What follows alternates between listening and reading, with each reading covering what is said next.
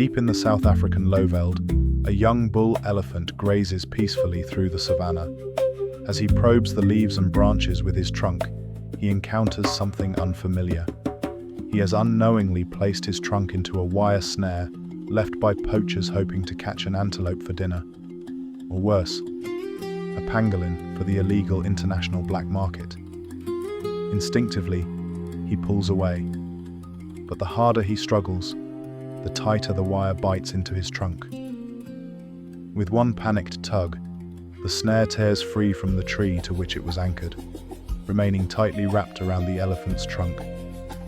In desperation, he rubs against a nearby tree, but each scrape only drives the wire deeper.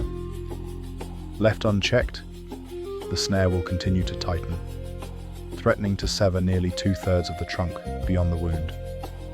In the coming days, his predicament worsens. Then one day, reserve personnel spot him and immediately report his location. Tragically, no helicopters are available to mount a rescue attempt. Night falls, the elephant vanishes into the bush, and the opportunity to save him is lost.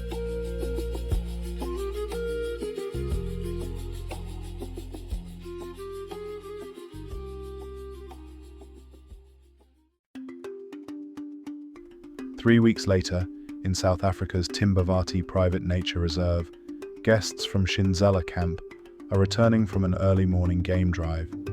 Suddenly, one of them, Martin, catches sight of a familiar silhouette in the distance and quietly calls out, "Elephant ahead."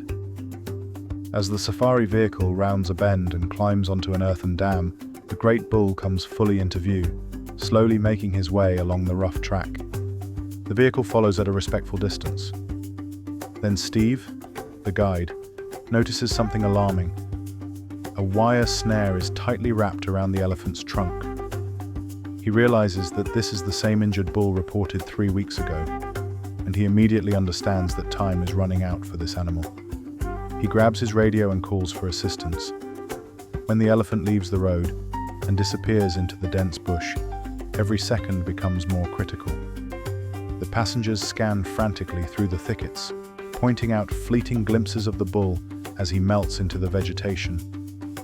Moments later, he joins a small group of elephants, making it even more difficult to distinguish and follow the wounded animal.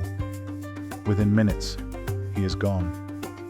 Steve accelerates, racing along the reserve's network of sandy tracks before turning sharply onto an intersecting road. Then, against the odds, the injured bull emerges once more. Reinforcements soon arrive as another experienced guide joins the search. Satisfied that help is now in place, Steve returns his guests to camp.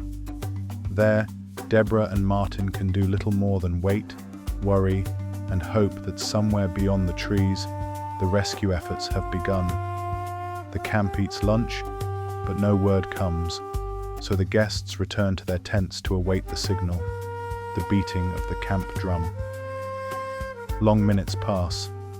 Deborah and Martin sit quietly, fearing that the elephant no longer can be found. Suddenly the drum sounds. They rush to the lodge, along with all the other guests at camp. A helicopter has been found and will land in the middle of the camp to pick up a local veterinarian to join an ecologist already on board. The prop wash is expected to be ferocious, so guests pile into the 2 safari vehicles to vacate the camp as employees rush to fasten down all the tent flaps. As the guests pull out, coordinates start coming over the radio. The elephant location is confirmed. The vehicles hurry toward the spot, bouncing roughly over the rutted roads.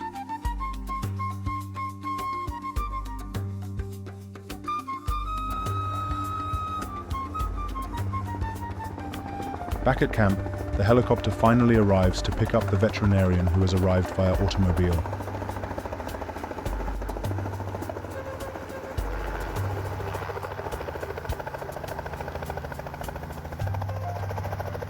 Along with the ecologist, they quickly take off to locate the injured elephant.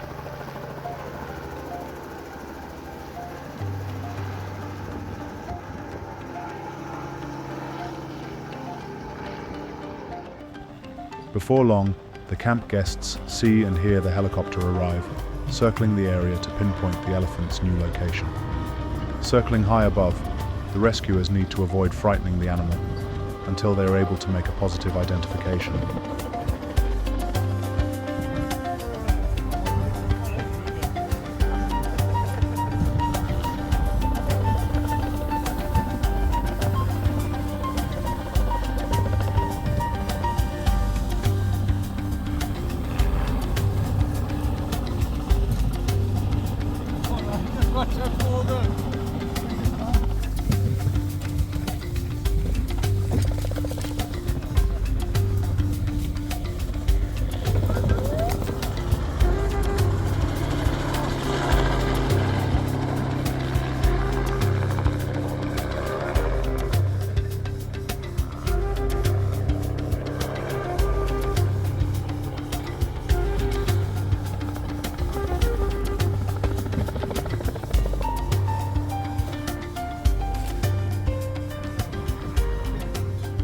Once they are certain they've selected the correct animal, they reduce altitude to enable an accurate shot from the tranquilizer gun.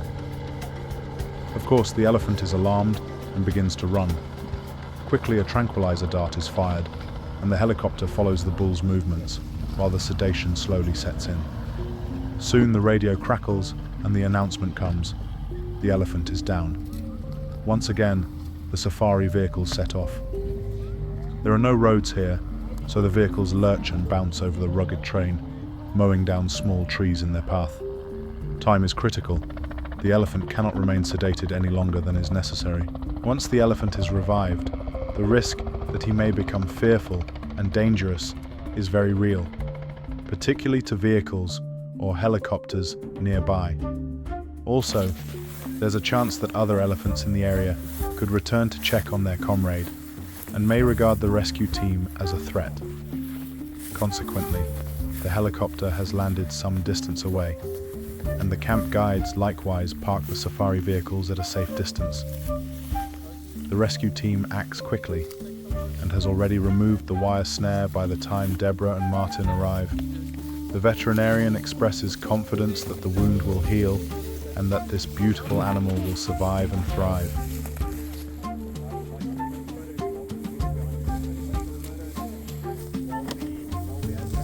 While the wound is medicated and the elephant's condition monitored, the guests are free to approach the animal, take photos, and even touch it.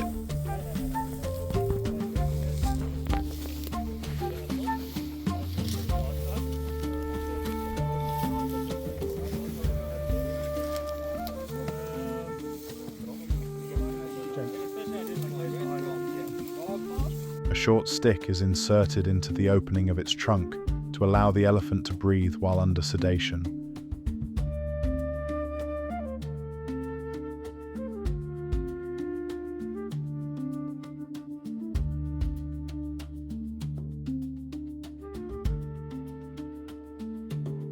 The time for interaction passes quickly though, and soon everyone must leave.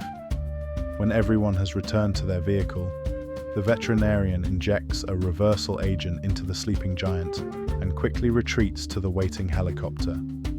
When the elephant awakens a few minutes later, the safari vehicles have left the scene and the helicopter has ascended to a high altitude, lingering and watching to ensure that the bull elephant has revived and is mobile.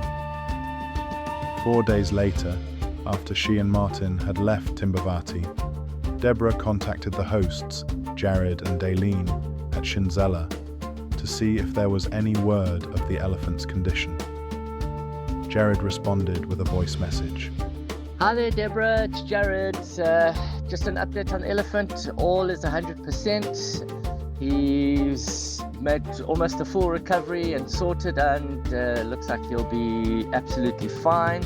Julian and I were chatting about you guys the other day, and at least you have a family here if you decide to come back one day.